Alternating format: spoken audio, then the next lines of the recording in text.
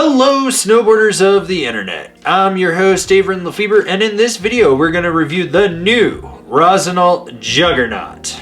This board features Rossignol's AmpTech Elite camber profile, which is 60% camber and then 20% rocker in the nose and tail, or 40% rocker overall. So you're going to get the load and snap of traditional camber underfoot, but you got rocker out in the tip and tail that'll make it a little bit looser, easier to engage turns, as well as float in the powder. This board is available in 5 sizes, 152, 155, 158, 158 wide, and 161 wide. I rode this board at Copper Mountain on a day that was a mix of clouds, high winds, fresh snow, chunder snow, perfect groomers, colder temps, and I rode it with my Rome Black Label bindings and my K2 Thraxis boots. It's a high-end, stiff, aggressive twin.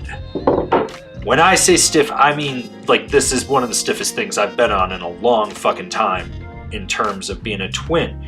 You do have a little, tiny, minuscule amount of flex in the tips, and then it just stiffens up through there.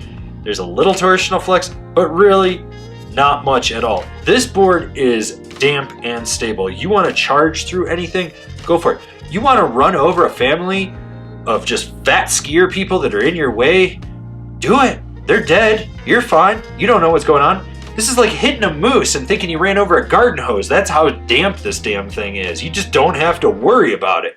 It plows through everything with ease. It's just aggressively fucking stiff. It's a very, very high-end twin freestyle board. While this board is 60% camber and 40% rocker, you'd think that it would be fairly easy to load up to get snap. You're wrong. You're so wrong. You're going to put everything you have into this board to get pop out of it, and even then it's not going to be mind-blowing.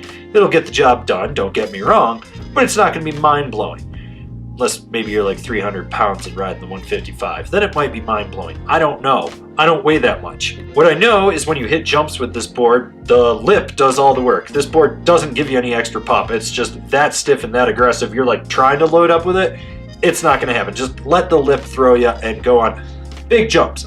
Big jumps are where this board is most at home. Small, medium ones, fuck off. Just fuck off. This is for a high-end freestyle rider. So there's a very small sweet spot in this board right before the up kick, but let's be real, the up kick is where you're going to do all your buttering with this board, and even then you're manhandling the shit out of this thing and it's punching you back in the throat and you're going, oh god, I'm in a brawl and this sucks, and it's beating your ass. But you know, high speed buttering, yeah sure, you probably got this, but you one of those guys that really likes to get sideways when you're going slow and really leverage the board, dude, you're going to be getting a workout like you've never experienced. And the same can be said with jibbing. This is not a board to go jib with at all.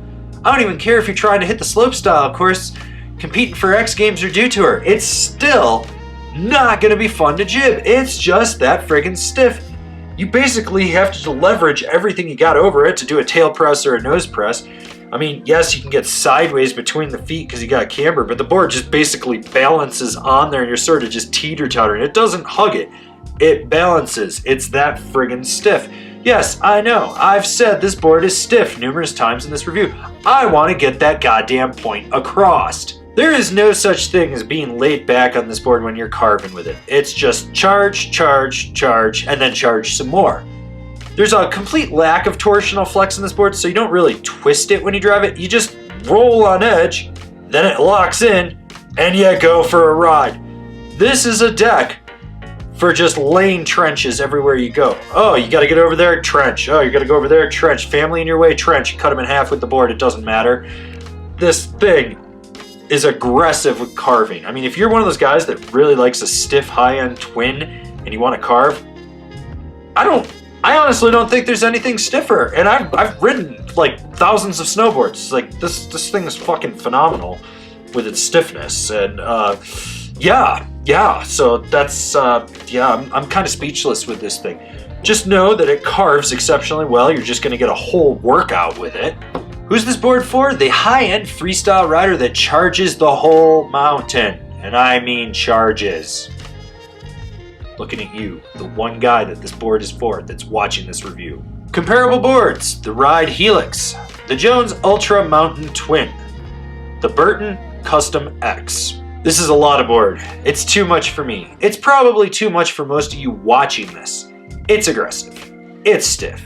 It's demanding. It'll give you a workout. You like boards that give you a workout? There you go. You don't like boards that give you a workout? Don't ride this. Just don't. Being honest with you. This has been my review of the Rossignol Juggernaut. Do you agree? Do you disagree? Do you own one? Are you going to buy one? Leave me a comment down below. Let's have a conversation about this ultra stiff snowboard. If you're new here, remember to subscribe, click the bell, get those notifications. That way you're not missing any of the videos we got coming out for all you snowboarders of the internet. And if you really want to support us and you just really want to see us grow out what we're doing here, swing on over to Angry Snowboarder VIP. I could tell you more here, but I got a video over there that explains it so much better. As always, I've been your host, Avran LeFeber, and I'll see you in another video.